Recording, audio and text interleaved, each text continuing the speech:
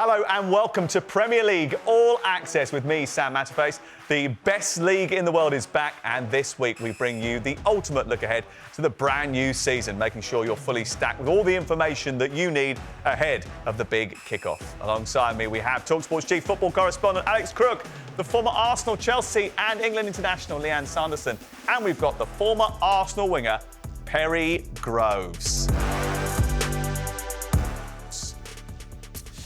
Hello, I'm going to start by asking you for the one thing that you can't wait to see return onto your schedules, onto your agenda, into your life once Premier League football returns. Crook, do you want to start?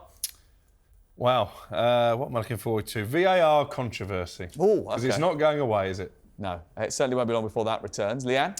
I think, my team play on Friday night, so I don't have to wait till Monday night to watch us play all the weekends. I'm looking forward to watching Man United this season. Yep. And Perry? Bit of Louis Dumford, North London forever. Get the anthem rocking at the Emirates. You like that atmosphere number, don't you? It is spine-tingling. I'll say it makes the hairs on the back of me neck and head, but I haven't got none. The one thing I'm looking forward to at the Emirates is seeing those great big foot-long hot dogs. I don't know if you've ever sat there when they bring them down the gangways. They smell terrific. They taste even better. I can't Their prices are higher. About 30 quid a day. No, but I can't wait for football food. I can't wait for the return of football food. There's been too long without it. Also, I can't wait, and I'm sure it won't take long, for these following things to happen. Leanne to tell us that she's a massive Manchester United fan and she's going to get really frustrated by them.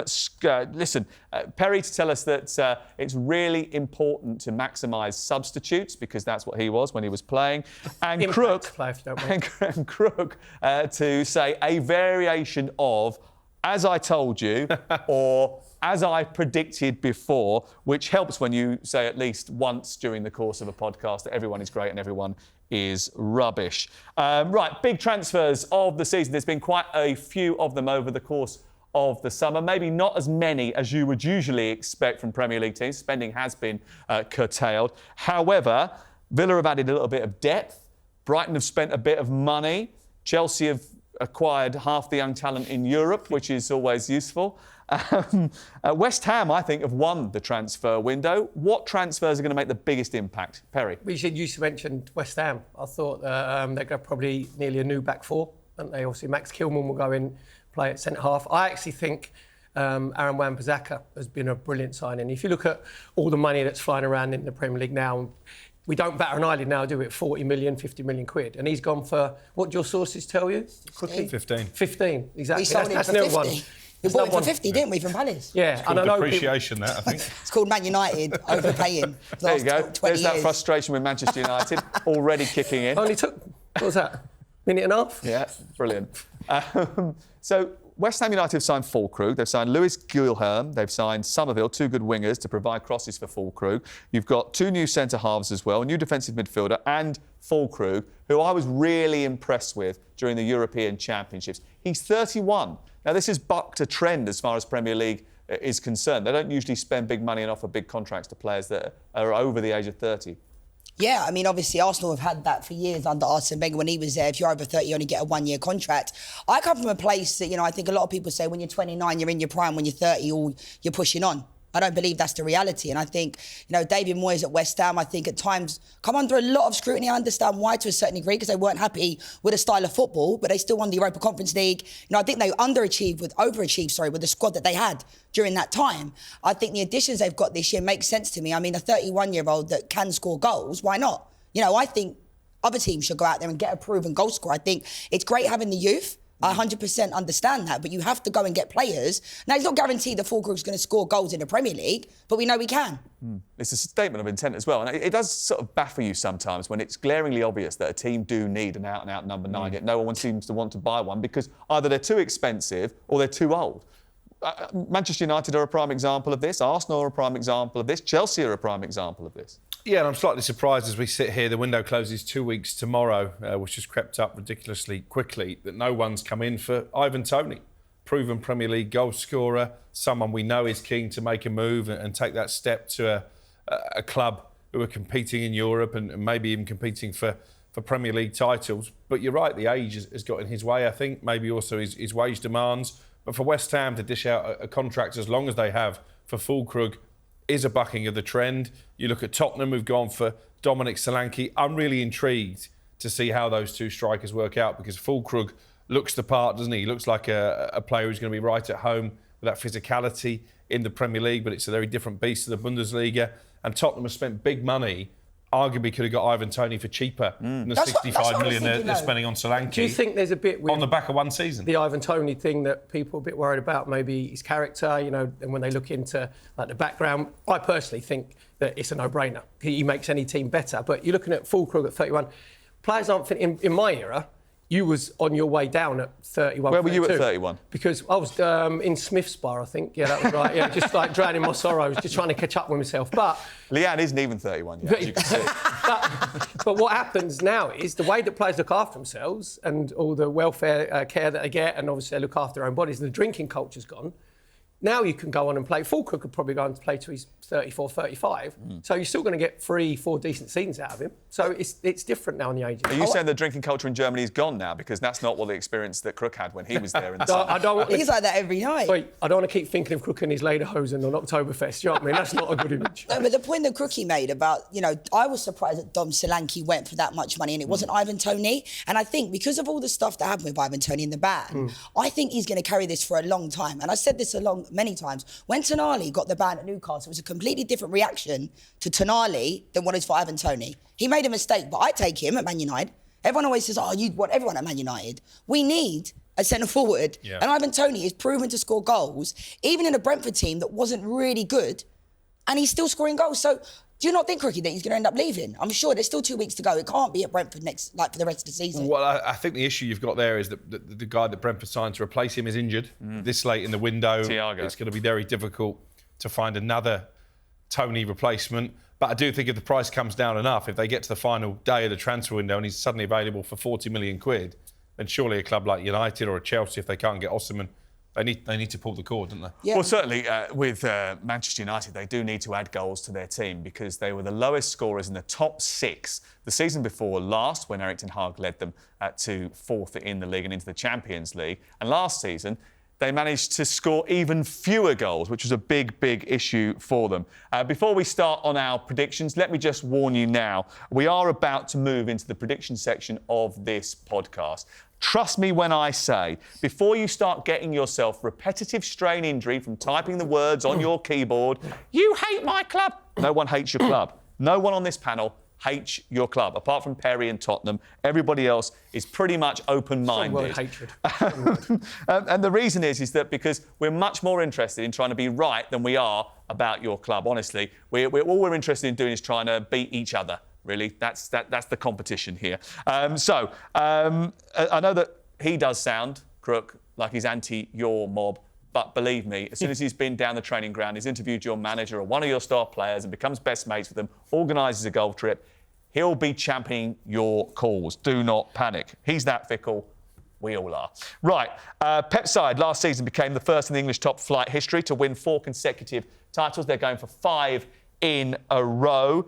Is their dominance set to continue, or are we going to get a new champion? Who can rival them? I think we are going to get a new champion, and I think you and I are on the same page on this one. I think Arsenal will learn lessons from the past 2 seasons. Come on over, boys. Don't know it wouldn't take long. Just a season. Come on. They've fallen just short, and I think they'll get the job done this time. If they don't, and this is controversial, I think City might finish 3rd. I think Liverpool have got all the tools there. That's the reason they've not been that busy in the transfer market. They tried to get Zubimendi, it didn't quite happen. I think they've got a squad there that is set up to compete. And I think they've got a new manager who's going to come in and very quickly implement his playing style. I think Liverpool could well end up being Arsenal's nearest challengers. With no new additions and no transfers coming in. Well, there's still 2 weeks to go in the window. Yeah. But I don't think they need a lot of I thought it was surgery. interesting what Arne Slot said, actually, after the last pre-season game, where people were talking quite a lot about the fact that they hadn't signed many players. In fact, they hadn't signed any players at that stage. And his answer was, it's very difficult to improve this squad that I've already got, which is not only good in terms of trying to placate the fans, but it's also good in raising the level of morale amongst the dressing room as well. And it is a very good squad. And Jurgen Klopp did a lot in rebuilding that over the course of the last couple of years. And if Diogo Jota is fit, you've got a brilliant goal scorer there. Back with Arsenal, I mean, I work on the balance of probability that Manchester City's dominance can't go on forever, Perry. Let's hope so. It's boring, isn't it? You know, I said last season that I thought Arsenal would win it, and what this Arsenal group of players have got to do now is when they were brilliant at chasing. They were brilliant at chasing Man City. When it came into their hands, and I'm not going to try and mention the Aston Villa game at the Emirates too much, do you know what I mean? Because remember I was on air watching it and you had a meltdown.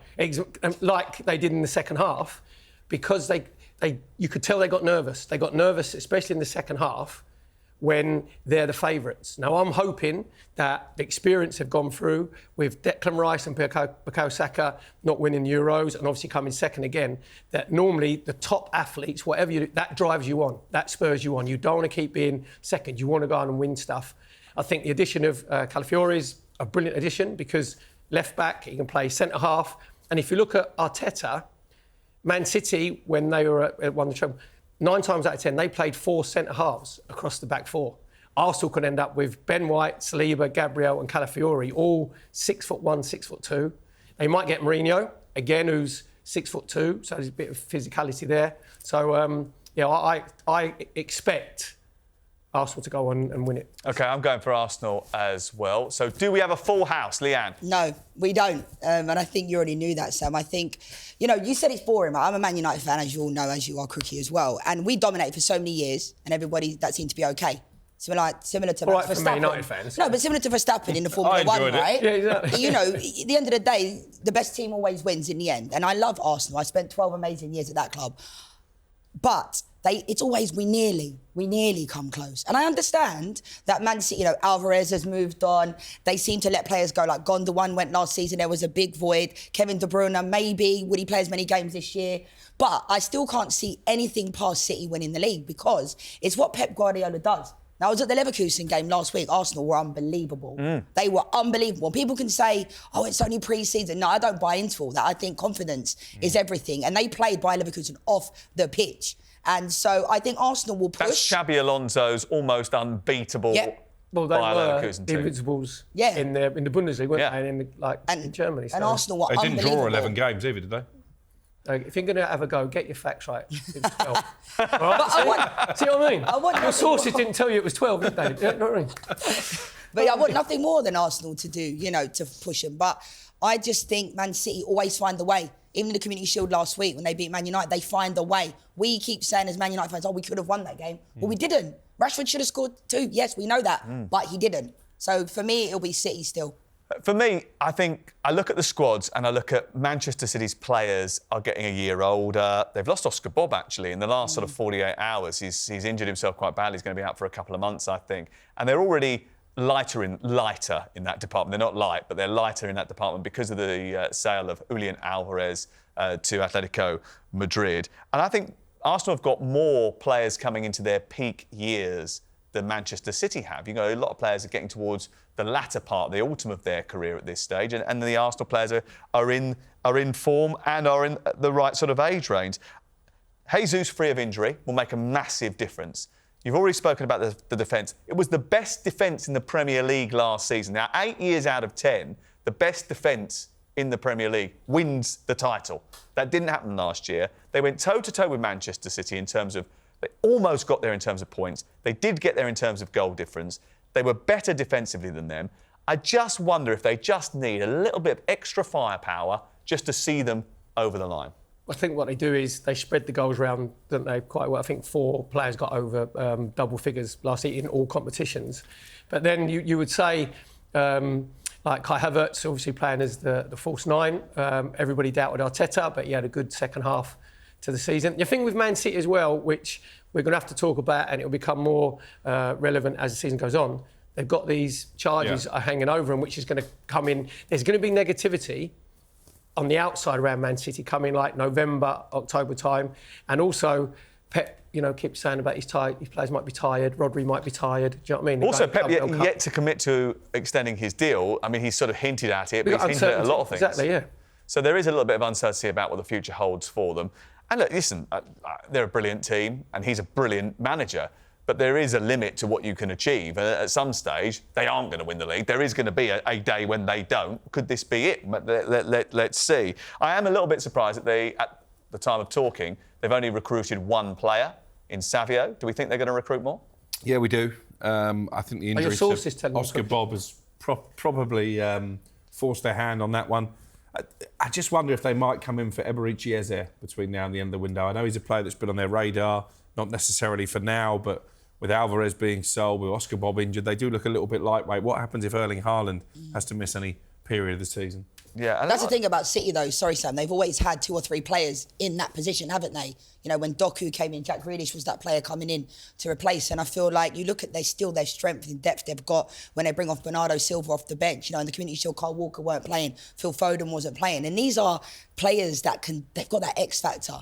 They just do, don't they? Yeah. they've got a very deep squad, haven't they? And they're James also... McAtee's going to get some games this He is. They spoke quite glowingly about him on the tour. Nico O'Reilly did really well on the tour as well. Young players. There's good young players coming through at that Manchester City academy, which I'm sure that Pep Guardiola will be able to utilise. He fancies him as playing as the Rodri, doesn't he? Like the fill-in for Rodri, being his stump man. He can play him in different positions. So, but I said last season, I thought it was a brilliant achievement, Man City win it, because to go again, do you know what I mean? To have that desire and have that actual will after winning the treble. I thought that their desire might just drop, and it didn't last season.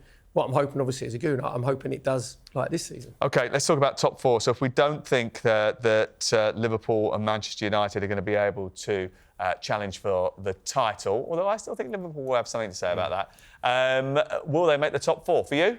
I think the top three is a shoe-in. I think it'll be Arsenal, Liverpool and City. And I think the race for fourth is going to be absolutely fascinating. I think Manchester United will be very much in the conversation. I'm not sold on Enzo Maresca. I'm certainly not sold on Todd Bowley and the Chelsea board, so I think that could turn nasty quite quickly. Tottenham have put their faith in a young player in Archie Gray. A lot of money spent on Dominic Solanke, we've already spoken about. Aston Villa have got the challenge of having to balance Champions League football with the Premier League. We saw last season for Newcastle, that was very difficult. And I look at Newcastle, and actually, I have been tipping them for the top four, but you look at the squad, they've not really improved, have they? They've brought in Lloyd Kelly. He picks up a lot of injuries, and I'm not sure that he really kicks them onto another level. They've got Tonali to come back. Yeah, it doesn't look as if they're going to get Mark Gay at this stage. Palace are digging their heels in there. They've kept Guimaraes. They've kept Anthony Gordon. He was very close to joining Liverpool. The most important one is they've kept Alexander Isak. Yeah, and I think if he stays fit, they've got a great chance for the top four, because actually, I think he could be a dark horse for the Golden Boot. If he plays 38 games, he'll be right up there. So you've waffled around loads of different teams, but actually we asked you for your top four, so who are they? What was it? Well, I'll give you the top three, and I'm going to go United fourth. Manchester United. Manchester and you? United fourth. No doubt for me, City, Arsenal will be the top two. Yeah. I think City will win it. I'm going to go with Chelsea and Man United in the 3 and the 4. Chelsea? Yeah. You've been in the sun? No. Man United and Chelsea? Yeah, I am, because... Which Chelsea team? Because you've got 4 teams, haven't you, Chelsea? Yeah, but I just think... None of them very good. No, but I don't know, there's a feeling, like last year, me and Hugh Woolscroft had a bet on it, Yeah. and I said Man United would finish above them, they didn't. I'm not We that did the same. delusional We had the person. same. I'm not a delusional Man United fan, right? But I just think, I don't know, there's still something there. Eric Ten Hag bringing De Ligt, Mazraoui, those types of signings, I think they could do something as well. So I agree. I'm still... Underneath that, I think I'm going to go Spurs as well, and Villa. I don't think Villa will make the top 4 this year. So your top four is Arsenal... City first. City, Arsenal... Chelsea, United. Chelsea and United. Yeah. Liverpool not in the top 4. No. Big call. Interesting. OK, I am much more optimistic about Manchester United than I am about Chelsea. But then again, I'm much more optimistic about pretty much most of the teams than I am about Chelsea. I'm going to go Arsenal, Liverpool, Manchester City, Manchester United. What about you? I'm going Gooners, Man City, Newcastle, and to prove that I'm not a Spurs hater, I'm going to go Spurs. So you've got Liverpool at the top 4? Yeah, No, I don't think Liverpool. No, I can't. I don't think Liverpool. I think with the new manager going in, their players have been ingrained in one style of play, of the mayhem football. Right, it's very difficult to change that very, very quickly when it's been ingrained. Newcastle are not in Europe. I think that's a massive thing for Newcastle for getting recovery, your injured, your players getting fit. I actually think They had a very good second half of the season. They had the best, I think, one of the best home records in the league last They're year. going to be stronger St if you James's look again. at their back four, I think you'll have Lewis Hawke like fresh legs, like Lewis Hawke at left back. I think Livramento will probably play at right back. You said about Isak, if you can keep him fit. Anthony Gordon has been on fire. Guimaraes they've kept. So I think them not having recovery during the week, which we've seen helps every team. I think and with Spurs, I just think with Solanke, I know everybody thinks it's a lot of money at 65 million. He's 27 now, I think. And you see how much Andoni Iraola improved Dominic Solanke individually and as a team. He fits Spurs perfectly. The way that Spurs play on the front foot, closing down, and James Maddison, who had a poor season last season, mainly due to injuries, coming back in. I think with him coming back in and his little link up with Solanke, and as long as Van der Ven stays fit as well, because he's pivotal to the way that Spurs play, I actually think it pains me, because I was Brighton it every time. I think, no, I can't put them in. But I actually think they've got a great... You'd think they come 5th last season, and it was his transitional season, Postecoglou. If they don't finish in the top 4, will you stand up in the press box at Tottenham and cheer the fact that they've missed out like you did last year? Sometimes your emotions sort of get you better, don't they? It's very difficult when it's blood's running through your veins. You almost got turfed out of the stadium. He almost got me beat up. Which was not a difficult thing to do. Yeah, that was a bonus. As a former striker, Perry's mentioned Dominic Solanke and his qualities, but the things that have been spoken about him that really suit Postecoglou's team are his finishing. He's a very good finisher, and actually his pressing ability, which is really important. But this philosophy that they employ is not going to change. It does leave them exposed at the back. Can they be top 4 contenders when they leak so many goals? No, but I think I was very critical of Pedro Porro the season before last, and I think, last year he kind of got better as the season went on. Van der Ven, Vicario, great signings, weren't they? And people were like, who are they? And it's like, look how good the goalkeeper was. But I think... They were very good in the first half of the season. They had a great start to the season, but the second half of the season, in fact, from November onwards, it was pretty average. But they've still got players like Ollie Skip starting in games sporadically. And I think in those types of games, you can't have players like that. You need to get rid of those types of players and bring in better quality. But I think if I was to touch upon Dom Solanke, you must remember when he was at Chelsea. Yeah. So my only question mark over him, can he... Because people often say, he scored loads of goals at Bournemouth. So if you're going to a better team, you're going to score even more. It doesn't work like that. Ask Clint Dempsey. When he went from Fulham to Tottenham, couldn't really do it. And Clint Dempsey's a top goal scorer. Exactly. So it doesn't always work like that. Sometimes the shirt is too heavy. I'm not saying that's the case for Dom Solanke before people start saying that. But that happens, Lianne, when teams don't play to that player's strengths, right? And you would expect that Postecoglou will play to his strengths. But it's a matter of, can he handle that pressure at a big club like that? Do you know what happens? That's the only question mark I'm saying. Will he be helped by his experiences at Chelsea and then subsequently Liverpool, because where it he's didn't gone work? through where he's had a bad time, isn't he? Like Liverpool, when you said at Chelsea, he's come through that. But I think what happens when you're having a bad time as a striker, you're judged on your goals, right? But with Solanke, you can actually play your way back into good form with Sam said, with your pressing and your closing down. So the Spurs fans I love him anyway because of his energy and what he gives to the team. The other thing that Spurs have got to try and combat is teams not only got used to the high line last season, they got used to the inverted fullbacks coming in. They got used to Udogie coming from one side, Porro coming from the other, and taking up James Maddison's space. So now they've got to have other ways where teams just sat. I saw Wolves, Gary O'Neill did it brilliantly, where he went 5-3-2 and just sat the width for the 18-yard box. Went, come on then, you break us down. So then they've got to find other ways, obviously in the wide areas. I think Son is going to be playing in his preferred position, and he'll have something to play off of Solanke, like he loved doing with Harry Kane. What am I talking about them for? I just try and ingratiate myself back so I can go back. You just want to go back? Yeah. I don't think you're going back, mate. We're definitely not sending you back, just so you know. What about for Gromie? No? There's not much chance of that, really, is there? Let's be honest. All right, turkey head. Let's talk about Chelsea, because at times last season it looked pretty inevitable that they were going to finish in the bottom half of the table, or certainly closer to the bottom half than they were to any of the European places. But they were rescued by Maurizio Pochettino, getting a tune out of the team towards the end of the season. They ended up finishing 6th. But, of course, far from build on that, Chelsea have decided to dismantle the whole thing and start again and give a 27-year contract to Enzo Maresca, who has managed 1 season in senior football, and his previous job, apart from that, was at Parma, and he got sacked within 3 months. OK, so can miracles happen? Can he make a competitive team out of the 55 players that Chelsea have got on their books at this moment in time? Alex Crook. I'm not confident. And actually, I was speaking with Simon Jordan about this only this morning, and he was saying that he's backing Chelsea to finish in the top 4. He thinks they'll do a lot better. Me and Simon might agree on something. A lot of us are talking about, but I just can't see it. That's because he had dinner once with Todd Bowley and they're best mates. I just can't see it. I mean, listen, they're trying to get Victor Osimhen, which obviously is going to make a huge impact because I think they're crying out for a number 9. Why would he go to Chelsea? Well, that's a good question, because I was speaking to somebody close to Chelsea a few days ago, and they were saying if his advisors have got anything about them, they would tell him to steer clear of this Chelsea project, because what's in it for him, apart from a wad of cash? they're not going to compete for the Premier but Crookie, League. They're not playing in the Champions League this works season. with agents, right? Agents will be reimbursed by Chelsea if he goes there. Yeah. Sometimes the agents don't necessarily give the player the right advice they should be having on the playing side. Do you know what I mean? So money comes into it, doesn't it? Just ask Moises Caicedo, who should be playing for Liverpool right now, Well, and there not you Chelsea. But I mean, Lavia. I'm intrigued by the Maresca appointment because even Leicester fans, and they dominated that league until a little bit of a wobble at the end, they weren't enjoying his style of football.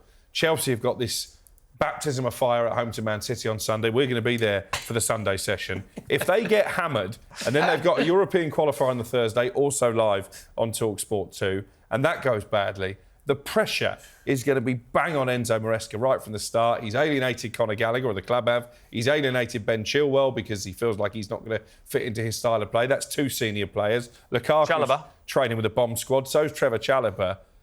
For me, it's all set up for an absolute disaster. The thing is, the players they do have individually, I do believe if they're all fit, he can get a tune out of them. But when I agree with what Crookie said, if they get battered at the weekend, that's when the question marks will come.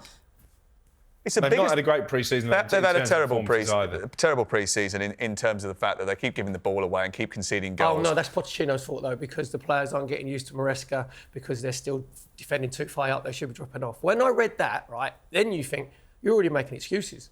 You had this team all pre-season, so if you can't get your back four to drop off 10 yards when there's no pressure on the ball because the closing down hasn't quite been worked out yet, that's an excuse straight away.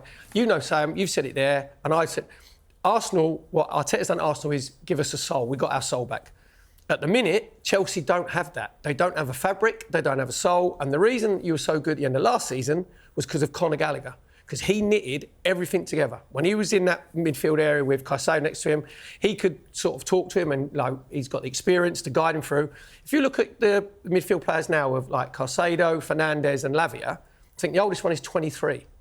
When things are going to go wrong in game, which they do, Chelsea can implode in 10, 15, 20 minutes like they did the beginning of last season until Pochettino got them sorted out towards the end of the season. And then when they had dodgy periods in games, they could ride that out. I don't think this Chelsea group of players, which is a development squad, can ride those situations out in games. Also, the signings, with all due respect to Kiernan Dewsbury-Hall, he has been Chelsea's probably, apart from Neto, marquee signing of the summer up until Neto signed last weekend, which was a surprise to everybody. No one knew it was going to happen. All of a sudden, they just unveiled him. Kiernan Dewsbury-Hall was the player of the year in a team that got promoted to the Premier League last season. That doesn't scream top four. That doesn't scream wanting to get back into the European elite competition. Well, he was going to go to Brighton before Chelsea hijacked that deal, and probably Brighton would be a more How many times could you have said that about Chelsea signings? Is that another Crookie saying we got to tick it off? but probably Brighton would have been a better move at this stage of his career. I would argue a more stable club, less pressure, and probably gives him the opportunity to grow his game and maybe become a top four player, because I don't think he's there at the moment. And Lianne's talking about Chelsea as a top four contender. I don't see Dewsbury-Hall at that level. And you've mentioned Cole Palmer there. He was brilliant last season, but how much of that was down to the coaching and the tutelage of Mauricio Pochettino, who's got a track record of getting the very best out of young players, who once he leaves, suddenly can't replicate that form. I don't think it's a given that Cole Palmer is going to be the same force without Pochettino that he was last season. I still think so, but I think with the Dewsbury-Hall signing, I mean, Maresca's obviously gone with someone that he knows will implement what he's trying to do. They tell us I've it's seen a club managers do signing that. and not a managerial signing. Well, that's an interesting one, because we know managers do that. They bring people that they know will sing and dance to the same theme tune as what the manager wants. They tell us a lot of things. It seems that way. Well, the sources tell you. I think Maresca is a long-term appointment for Chelsea. I think it'd be, November? October?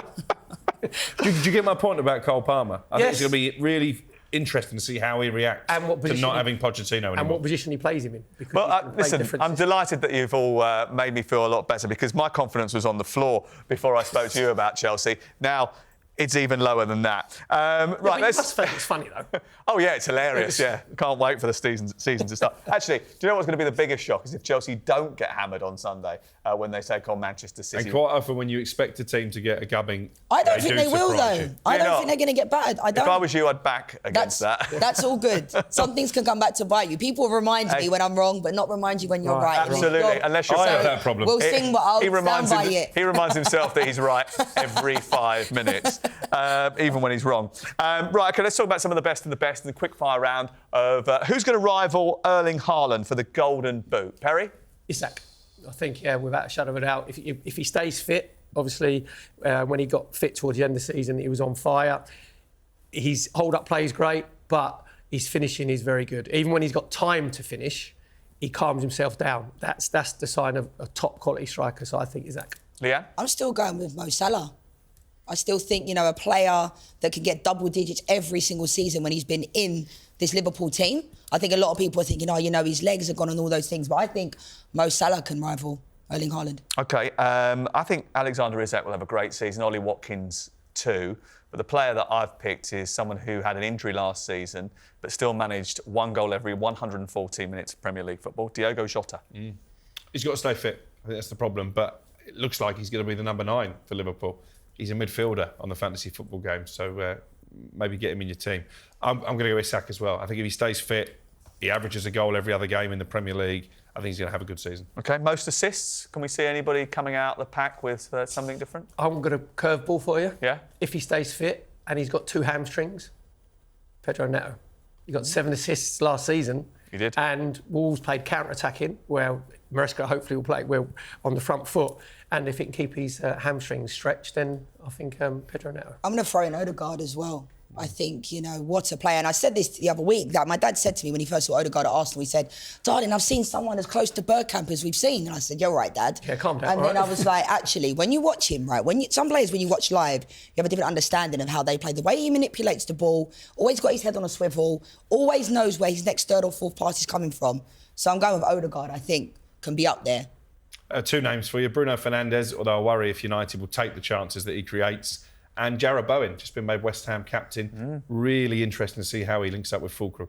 Absolutely. I'm going to go Alejandro Garnacho, who I think is going to have a stellar season. Assist. Go on, son. Yeah, that's why, because you've been pronouncing Alejandro. That's why you had to get that in. I'll throw another one in for you. James Maddison. Yeah, Somerville, Maddison, Garnacho. I like Trent Alexander-Arnold as well. I'll be having a little outside punt on him because he always does very, very well with the assists. I just wonder whether or not his role's been completely sorted yet in the new system. OK, let's talk about some of the newly promoted sides because this season we've got new arrivals from Leicester, Ipswich and Southampton. Are all 3 of them going to go straight back down as the last batch of promoted teams did? Or are we going to get 1, 2, 3 of them to stay up? Leanne? I think that there's usually, last year was a bit of a weird one because we saw such a low score in halfway through the season. It was dreadful. It was like 2 wins, 1 win for Burnley. But I think Leicester could be the team.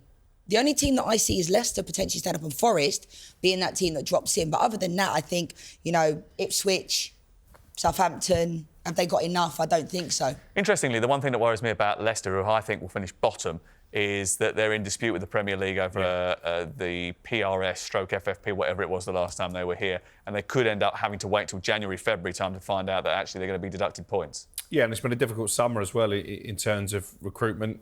Jamie Vardy hasn't kicked a ball in pre-season. You wonder where the goals are coming from. So I'm probably in agreement with you. And Steve Cooper is going to try and change that Maresca playing style. He's an ex-Forest manager. There's still some Leicester fans who are not overly enamoured with that appointment. Ipswich are interesting.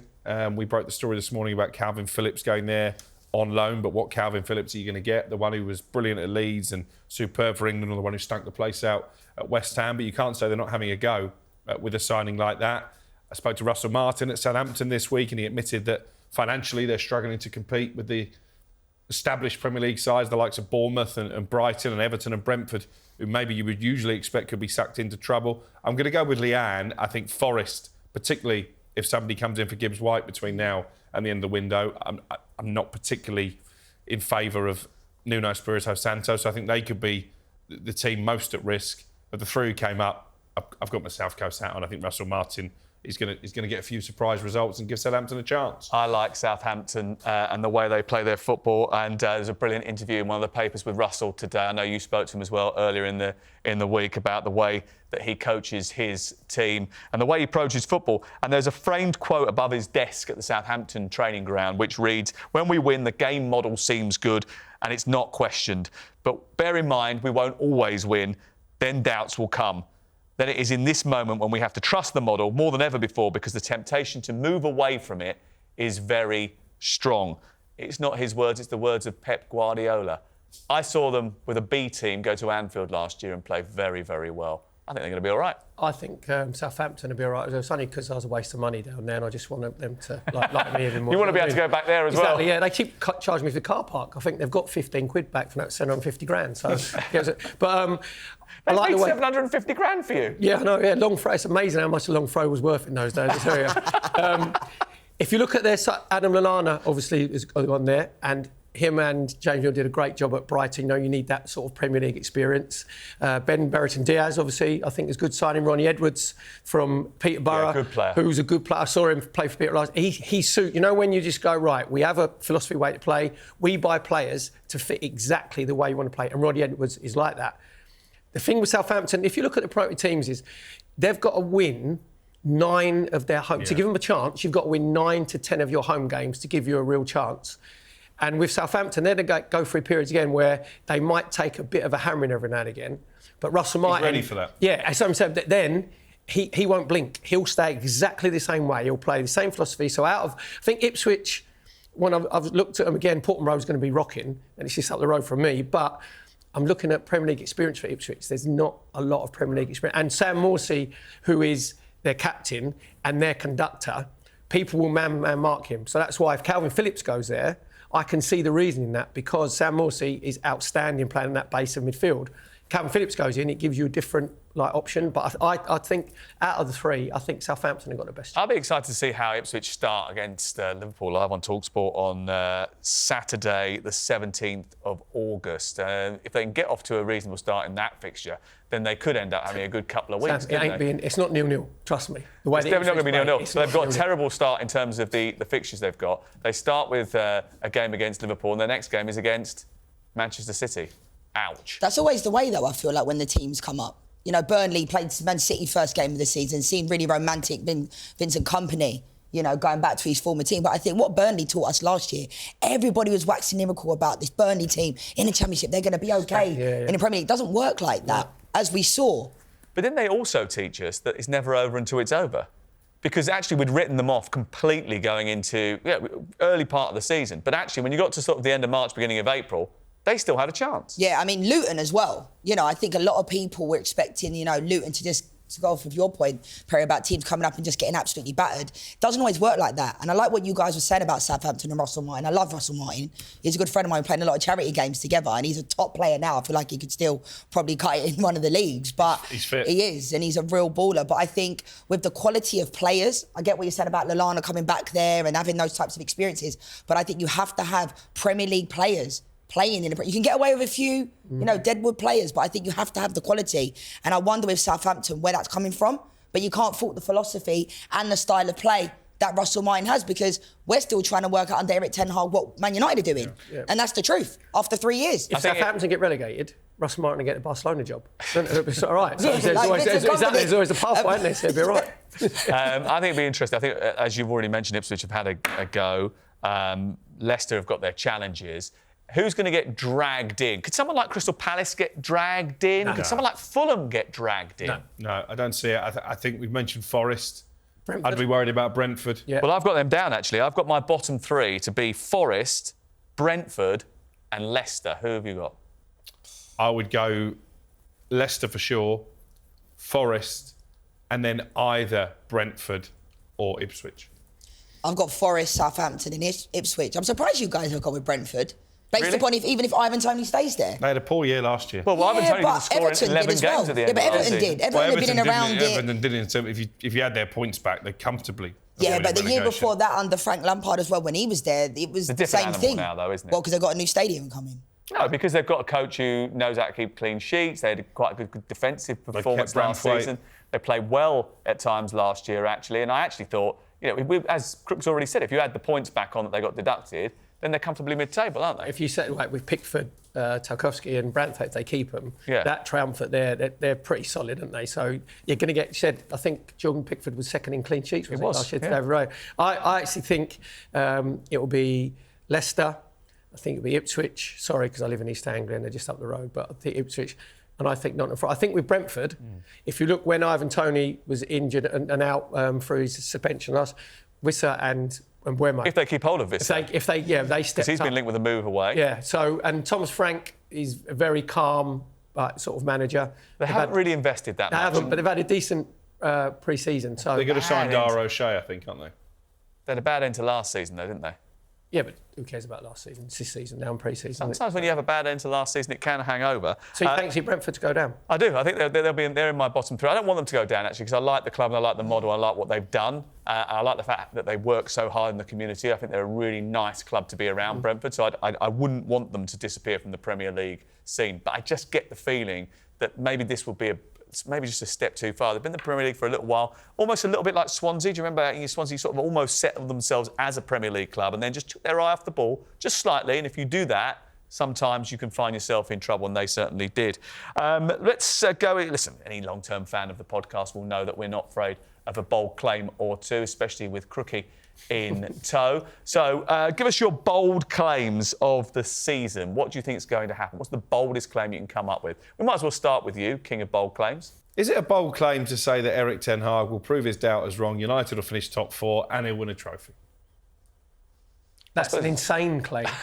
There's a difference between bold and insanity. There you go. I'll chuck it out there. There you go. My bold claim is that Enzo Maresca will last the whole season. What about yours? Bold claim. I mean, we haven't even touched upon Emile Smith-Rowe, but I think if he can get a good start to his season, obviously, hopefully not against Man United, I think he could have a good season. So I'm going to back Emile Smith-Rowe, who's obviously been out with injuries, but when he was available under Mikel Arteta, wasn't really getting in at all. So I'm going to go. Is that a bold claim? Is that bold enough? Well, that he would might... you claim he's going to get in the England squad? That would be quite a bold claim. I don't know about that, Crookie, though. I'm not having that. Tens, maybe let's say he's going to be in the top 5 squad. for assists this season. Top 5 for assists. Yeah. That's not that bold, though, is it? Is it not? When you look at De Bruyne, you look at Odegaard, you look at Foden, you look at those types of players. Emile Smith-Rowe's not done much in the last few years. He had a bad groin injury, didn't that? But I like him, though. I want him to do well. They've started pre-season really well, ended pre-season really well. They played almost like a front four in the game against Hoffenheim last weekend. They played with Adama Traore on the right-hand side. They played Iwobi on the left. They had Rodrigo Muniz as the striker and Emile Smith-Rowe in the 10. And Andreas Pereira played as one of the deeper-lying midfielders alongside Lukic. He can do that. So interestingly, they look like they might be a little bit more attacking because they didn't. Their XG was one of the lowest in the league last season. I wasn't say Spurs win trophy, but that's more insane than Crookie thinking Man United would be top 4. There it is, I'm folks. going to go... Start typing. The thing is, I did say they're getting the top 4, didn't I? So, give you one hand, take one. That's like a trophy. That's what Arsenal used to think anyway. Well, yeah, paid for the stadium, so we're right now. Don't you guys think a bold claim, though, is you lot thinking that Arsenal are going to win the league? Is that not quite bold? No, because based upon come second last 2 years and pushed Man City. That's not They're bold. a much shorter price this season than they were this time last year. All right, so if they don't this year, then, Perry, then what? If they don't win the league this year, Arsenal, and they come close again for a third year, then what? Are you just trying to deflect from our Man United? I'm not. I know we're poor. Seriously, because some people have suggested, actually, I know we're poor. If he doesn't win the league this year, then maybe they need to change the guy in the dugout in order to get them over the line. Yeah, but it depends how you don't.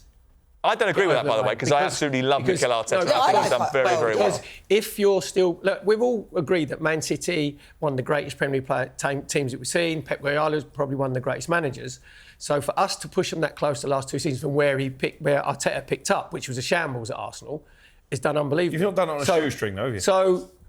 Yeah, but we haven't been backed by a rich state, have we, to be fair? And you have been backed by one of the richest men and we haven't got 115 charges against us where we might have allegedly... No, but let's not pretend it's a fairy tale. How's this turned around to like an Arsenal... We were just asking the question. What's that? If it all depends. Say Man City get 96 points and we push them and we get 95... and you've pushed them right to 10. Are you saying that Arteta should be gone? I don't. No, I'm asking you. Adrian Durham was on a programme on Monday night in which he said that actually if Arsenal don't win the title this year, then they'll have to change the manager. Yeah, but that's Adrian Durham with Arsenal, isn't it? I don't agree with that because I think Mikel Arteta has done an exceptional job. But I can understand, like you've said, and you've said previously, that one of the reasons that England didn't get over the line is because they needed that winner. They needed that person to get them over the line. Elite manager. So is Mikel Arteta, in your opinion, an elite manager, and will he get them over the line? He's not at the moment, because you'd have to say the best 2 managers on their CVs in the Premier League are Pep Guardiola and Unai Emery, because Unai Emery of the Europa Leagues that he's won, getting Aston Villa. How many trophies has Arteta won in his tenure? One. Yes, won the FA Cup. So half as many as Ten Hag. Right, said. But to be fair, again, we've got a philosophy and a soul. So you're saying that you'd rather have Ten Hag than Arteta? No, I'm not saying. Well, if you're going to say that, Crookie, go on then. I will. You'd rather have. I'd rather have someone who wins trophies. Nah. Yeah. What? You'd rather someone who comes 8th and you stink the place out, but you have one good 90 minutes. Yeah, but we've come second last. Yeah. You've got worse so it's under. work in progress. No, but you've got worse under Ten Hag. Wasn't you in the Champions League first? There was a lot of mitigating factors last season. What? That he couldn't pick the right team. He had lazy players like Fernandes and Rashford who wouldn't run around and defend. So Ten Hag will be gone with Maresca by. I think Ruud van Nistelrooy will be Man United manager by midway. So you actually, I think that's. This is brilliant. I'm going to be honest. I'll be honest. I agree with you. I think that the next Manchester United manager is already in the building. Oh yeah. Yep. 100%. Especially as he wears glasses, he sat next to him and looks like a manager when you pan to him. Who would have thought me saying that your guys' bold claim would have just started that off? So, hey, that's the organic nature of the Premier League All Access podcast. We should talk a little bit more about Aston Villa, actually, because we haven't mentioned them enough yet, because they're in the Champions League this year. And obviously last year, when Newcastle got to the Champions League, they struggled a little bit. They've added depth to their squad, actually. And Unai Emery deserves a little bit of credit. This is a guy that over his 18 months in charge has picked up 117 points from 63 league matches. And that's behind only Manchester City, Arsenal and Liverpool. How will they get on in the Champions League? Do you remember when you said that they hadn't really kicked on from Steven Gerrard? What I said was I'm not blown away by what That's they a bold achieved. claim. Steven Gerrard was still there, In the first 3 months that he was there, they'd lost to Stevenage in the FA Cup, and everyone was going on about how great it was. And I went, yeah, I'm not blown away by it. Okay, I am now. But that was 3 months. We've had 15 since then. They're in the Champions League. How will English teams fare in the European competition? Let's start with Aston Villa. I think they'll do better than Newcastle did last year because Unai Emery is a very experienced campaigner. He's got history going deep into European competition. So I think actually they might surprise a few people in this revamped Champions League, which, I mean, that's a whole podcast in itself. But I think they'll do okay. City are obviously going to be there or thereabouts again. Arsenal still seem to have this Achilles heel when it comes to Europe. You go right back to the glory days of the 90s. Well, it's true. You never win a European competition. 1994, the last one? Yes, Cup. So you can't put any faith in them. But I think it'll be a better season for English clubs in the Champions League than it was last season. You had both United and Newcastle crashed out in the group stage, didn't do much for the coefficient. I mean, in the Europa League, actually, you've got Manchester United and Tottenham. It makes it eminently watchable on a Thursday that you've got Manchester United, Chelsea and Tottenham all in action. It means the Sunday session's going to be massive over the course of the season, by the way. How do you think those teams will get on? They should be dominating those competitions, right? They should, but I think, it goes back to how teams approach it. I think the fact that a few years ago when they changed it, if you win the Europa League, you can go through the qualification for the Champions League, similar to Europa Conference League, right? You win that, you get into Europe again. So I think there's always those things that are an incentive. But I think it just depends on our squad. Manchester United depends on how we approach it. I agree with what Crookie said about Villa. They will do better than Newcastle because Emery, when he went to Arsenal, I just don't feel like it was almost like when David Moyes went to Manchester United. It was almost like he was never really welcome there. There was a lot of people taking the mick out of how he spoke and that type of stuff. But I'm not actually surprised that people took the mickey out of how he spoke because he said he learnt his English by listening to talkSPORT. And if he's learning his English listening to us, then I'm afraid we're going to make him a bit of a laughing stock. The reason that Unai Emery was sacked by Arsenal because at the end of his tenure there, the club was too big for him. It was too big because he had a lot of big personalities. He didn't get to it. His results at the end were really poor. And there was one game against Crystal Palace where we should have won at home. And if you win it, you go into the top 4, right? He played Carl Jenkinson, Mustafi and El Neni because he thought Crystal Palace were going to be a walkover and we got beat. And Arsenal fans looking at that going, Unai, you've lost it, mate. And he did. He went and proved himself again. But with Villa, if you look at the new Champions League format, so it's a top 8, isn't it, that qualify as of right? And then from 8 to 24, then you go in to the... It's a nonsense. No, yeah, but you go into the two-legged playoff game to get in the last 16. More games. So really, if you look at the 4 Premier League sides, worst way is that they should be in the top 24 of that 36 You'd like to think so, wouldn't you? So then you get into... Well, you should be, wouldn't you? So then you're into last 16... So hold on, let's get this right. They play 8 great games in the group. 4 home, 4 away. To eliminate 8 teams. 8 teams, yes, exactly. But They're not doing that just for TV, mate. well, no, they're doing it to protect the big boys as well, aren't they? Just in case one of the big boys has 2 or 3 bad results, then there's every chance they can get through because of the TV money, because of the big ones in the last 16, last 8 quarterfinals, whatever. So you'd expect Villa to be in that top 24 of that 36 team with Unai Emery's experience. Yeah, listen, he's a good manager. He's done a very good job. And actually, he was brilliant when he came on talkSPORT last week to tell us what he thought was going to happen over the course of this season. Good luck to everybody who starts the season, because the season is nearly upon us. If you're watching this and you've wanted to comment on maybe what you think is going to happen over the course of the season, don't be afraid to put the predictions in the comments section. Perry, thank you very much for joining us today. Appreciate that. I know you came in at last minute for Scott Minto, who's stuck on a flight. He'll be back with us next week. It's like in my Winnebago, just keeps going round and round talkSPORT. Yeah, just waiting for a bit of work. Yeah. You know what? I was looking at it thinking, should I pretend that I'm busy?